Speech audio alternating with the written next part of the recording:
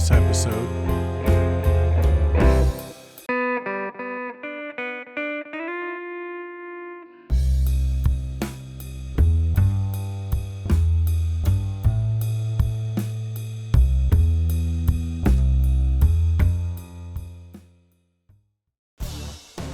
Hello, Bill here from Nostalgic Inclination, the channel dedicated to you, all creatives, artists, musicians, and otherwise.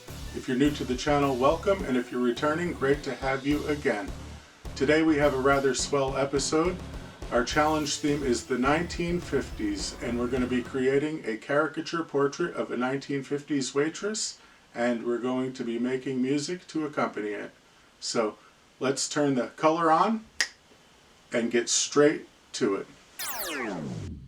For today's project, I'm using smooth Canson XL Bristol paper. We're going to be making a caricature portrait of a 1950s diner waitress. Someone brought it to my attention that they were having a hard time seeing the undersketches in these videos. That made me think, an undersketch is meant to be light so it could be easily erased or gone over. But after all, this is the channel dedicated to you, all creatives, artists, musicians, and otherwise, and it is my job to inspire and motivate you to create. So I will do my best to darken up the sketches, but trust me, sometimes you don't want to see my sketches in the first place. Remember, sketches are meant to be loose, carving out a finished idea increment by increment. Nothing is final until the ink hits the paper, and even then it's not final. I am going for a cartoon look, and I am going to approach the features differently than I did in my previous caricature drawing video. If you'd like to see that, the link will be in the pinned comment of this video. With the fine lining, I'm only going to do the body, the hair, and the hat. I'm going to leave the facial features alone, aside from the eyebrows. We'll get to them in a moment. Of course, today's challenge theme is the 50s, but it may as well be perseverance against the odds. There are always going to be 1,000,001 reasons why you shouldn't be creating, whether it be responsibilities, life, fatigue, lack of time, and the list goes on. But all of those infinite reasons not to create do not outweigh the power of creation for your soul. So you'll notice that I'm doing the color of the lipstick before putting any fine lining down. I leave white spaces for the glare, and I use a polychromos black colored pencil for the facial feature linings. Tracing around the lips inside and out and shading into the red on the lips, drawing the teeth, the tongue, and the black void. This will give a finer look to the face of our caricature. When doing the lining with colored pencil rather than fine liners, you must erase your sketch prior to adding the colored pencil. So basically your sketch is just a placeholder. Back to the positive side effects of creating. It can give you purpose, it's a great form of escapism, and plus it allows you to share with the world. When drawing eyes, it's not advisable to make the common football shapes that we all made as children. I like to start with the iris and then add the top lid, and the bottom lid just falls into place. When drawing a female caricature, quite often the eyelashes are very pronounced. And you don't have to include every detail. You just indicate a shape and the human brain will fill in the dots. You don't want to give too much information overload.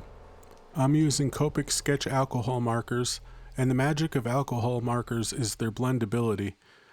We start by using the lighter color flesh tone over the shaded areas of the face and the neck. We will build it up in layers. We use the marker to indicate the shape of the cheekbones, the nose, the chin, and the collarbones. Here I'm adding eyeshadow with a blue colored pencil. Later I'll extend that out with a blue marker. I wasn't around during the 50s, but it looks like a very interesting time. You can imagine getting out of the sock hop and not wanting to go home yet, so you stop by the diner, and maybe you're greeted by this waitress, and perhaps you even get a 5-cent shake. I thoroughly enjoy the television shows, movies, and music from the 1950s, but I think I'm too much of a fan of current technology to want to go back there. We're going to make our waitress blonde, So we start, believe it or not, with the flesh tone on the hair, leaving lots of white spaces, and then we're going to go over it with a yellow color. This will give us those shiny gold locks. I added a beauty mark which must have been in vogue due to the popularity of Marilyn Monroe, whom, by the way, this caricature wasn't even meant to be, in spite of some resemblances. This piece is turning out more like a Norman Rockwell wearing a blindfold on his bad day illustration. That said, we keep on working it, and we're going to get a pretty decent result in the end. This is a caricature after all, not realism. I used the colored pencil to add the stripes on the uniform. Can you imagine how different the 1950s would be if they had YouTube? Maybe there wouldn't be those fun sock hops or drive-in theaters. For everything gained with each advancement, there is always something lost. But we must keep moving forward, paying tribute to the past. We keep on working our face, tweaking it, and we add more flesh tone until we get it to where we want it to be.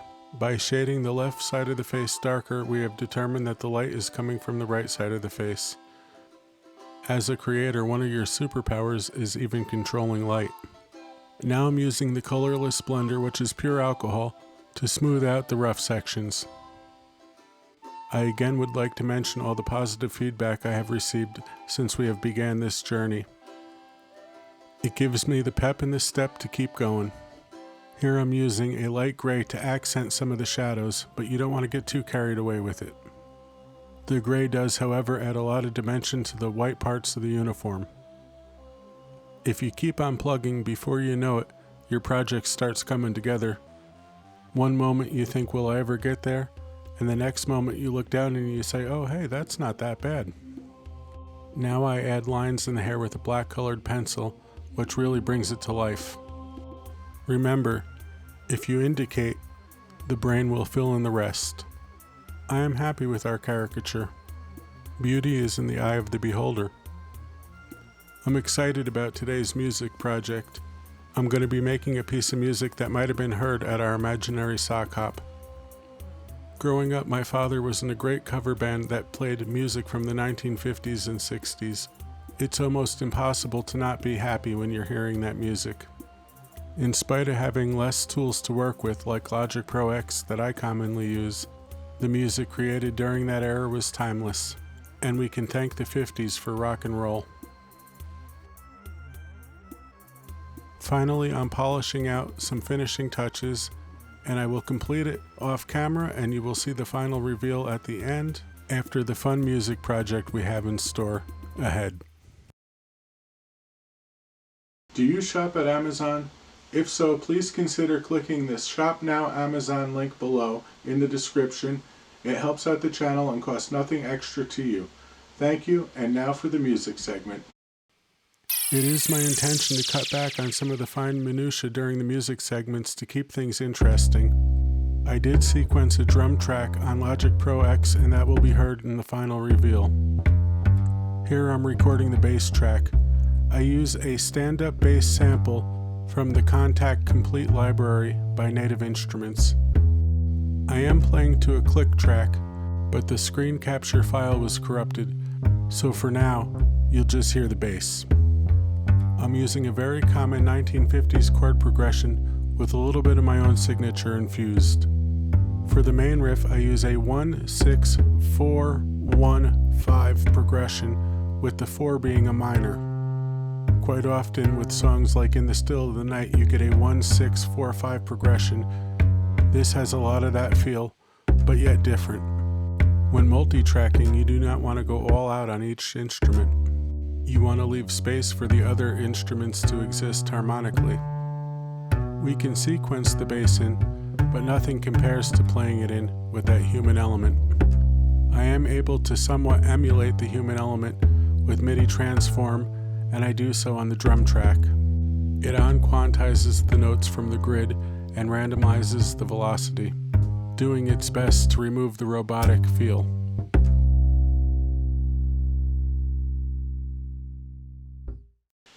Now for the piano track, we do have our screen capture back and the click.